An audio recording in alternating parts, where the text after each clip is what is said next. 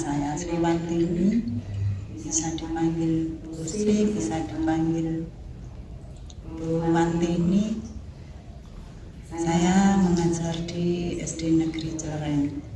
Itu saja perkenalannya untuk keluarga dan sebagainya udah kenal sama itu ya. Ini di sini dusunnya dusun Menduk, mengasih Menduk. Ada yang mau ditanyakan lagi tentang diri saya? Mengajar ya. Ya. Untuk apa? Ada kegiatan lain atau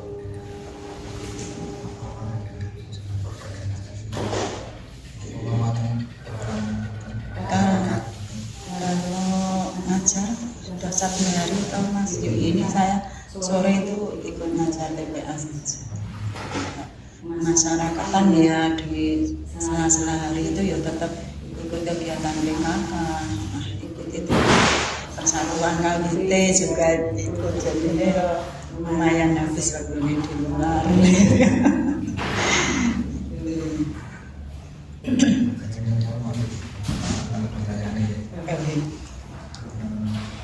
Ibu sebagai guru ya, setiap hari berhadapan dengan anak-anak sekarang di generasi digital ya. Itu perubahan apa yang paling ibu rasakan pada sikap anak-anak sejak mereka kenal HP dan media sosial? Kalau perubahan di anak-anak seusia anak SD itu ya cenderung mereka itu kurang memperhatikan yang disampaikan orang di sekitarnya. Kan mereka lebih suka memperhatikan kalau ada HP-nya, ada suara dari media, misalkan disetel ke TV, video atau apa, itu lebih cenderung ke sana. Jadi kalau ada di orang cerita atau apa lewat perbincangan begini belum tentu memperhatikan. Kalaupun memperhatikan hanya beberapa menit awal, 5 menit kurun nggak mau memperhatikan itu udah bagus. Itu untuk yang perhatian. Kalau yang di tingkah laku ya itu sekarang anak-anak zaman nih suka HP, ikut goyang-goyang dan sebagainya, ya itu kelihatan dari sela-sela nih Bu Guru, Pak Guru menjelaskan, anak-anak do nyanyi ikut-ikutan yang di TikTok atau enggak ya pas jalan kemana sambil gerakan-gerakan ikutin TikTok. Seperti itu perubahan di anak-anak seusia SD. Untuk terkait pembelajaran itu juga diubah dengan harus disodorkan kayak apa, dikasih media gitu. Iya, kalau belajar ya harus sesekali atau pas materi apa itu harus diajak ke itu yang video atau YouTube atau apa gitu. Kalau enggak ya itu anak-anak banyak yang bosen mungkin ya mendengarkan dan memperhatikan tuh bosen. Kalau udah dilihatkan video atau apa baru ada pelajarannya apa dikupas bersama-sama.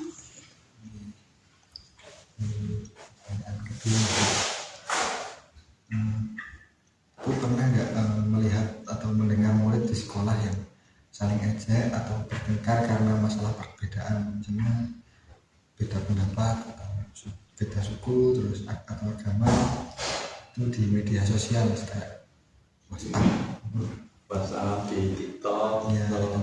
Kalau usia SD kan belum banyak yang punya HP ya Mas. Selama ini saya belum pernah mendapatkan, misalkan ada yang bilang ke saya si A si B itu mengajak begini, belum pernah. Cuman ya itu karena secara langsung belum ada, yang hanya berita saja pun belum, untuk siswa saya belum. Jadinya itu kalau yang siswa didik, anak didik saya itu masih HP belum begitu banyak yang punya. Lagi pula di grup yang punya grup ikut bu gurunya ada itu kan grupnya masih wali, bukan yuk anak-anak misal 1, 2, 3, 4 anak murid saya punya HP semua, yuk saya punya buat grup, kan enggak. Itu kalau ada grup kelas itu masih walinya. Jadi saya belum pernah menemukan yang itu mengejek di WA atau TikTok atau Instagram mengenai perbedaan agama atau pendapat agama. Kalau di usia yang lainnya atau sekolah lain mungkin terdapat juga.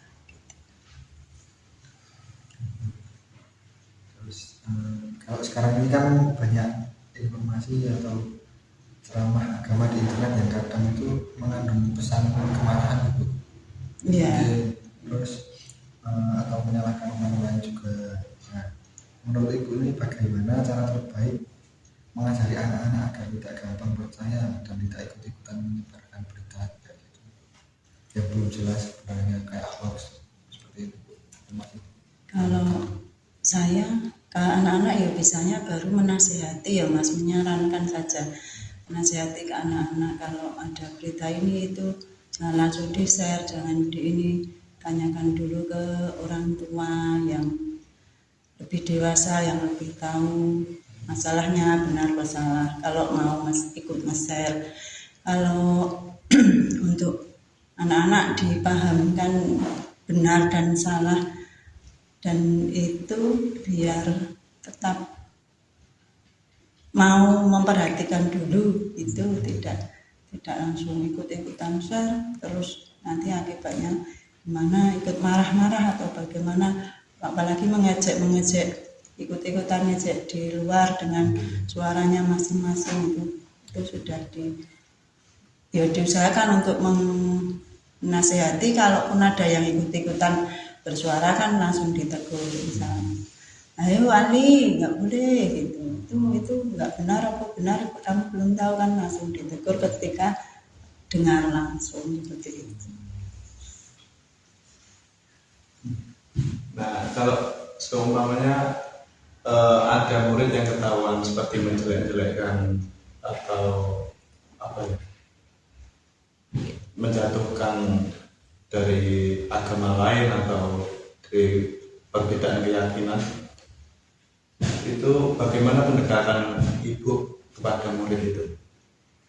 Kalau hanya seseorang atau dua orang anak itu biasanya saya langsung tak temui sendiri anaknya Mas, kemudian tak tanya-tanya, ini gimana kamu tadi, gimana kok bisa ngucap seperti ini, kamu dengar dari siapa, seperti itu udah benar apa belum, kamu kan nggak boleh seperti itu gitu.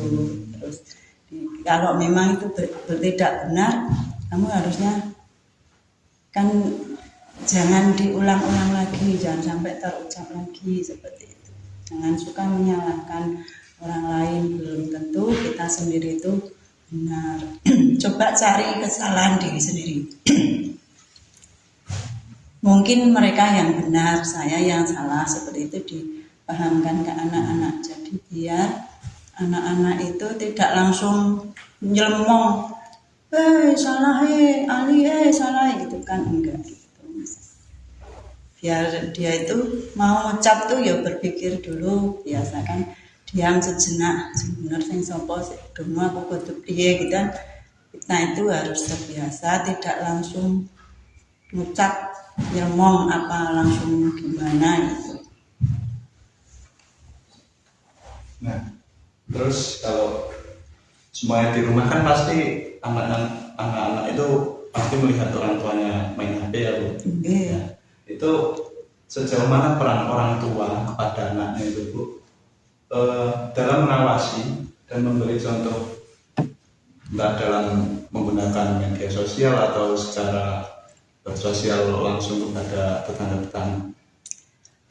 Kalau peran orang tua itu sebetulnya sangat banyak Mas, tinggal orang tuanya.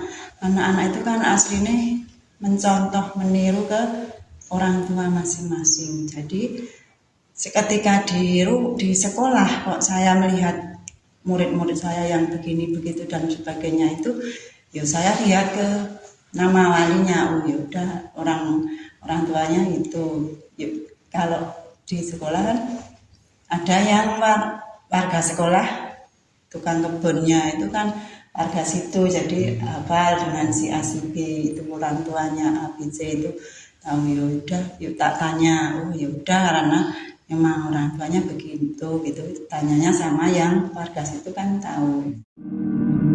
Anak-anak dini yang sering menggunakan gawai bisa mengalami penurunan interaksi di dunia nyata. Oleh karena itu, orang tua dan guru harus bekerja sama untuk membimbing anak dengan cerdas, bijak dalam menggunakan teknologi. Dengan contoh yang baik dari orang tua dan bimbingan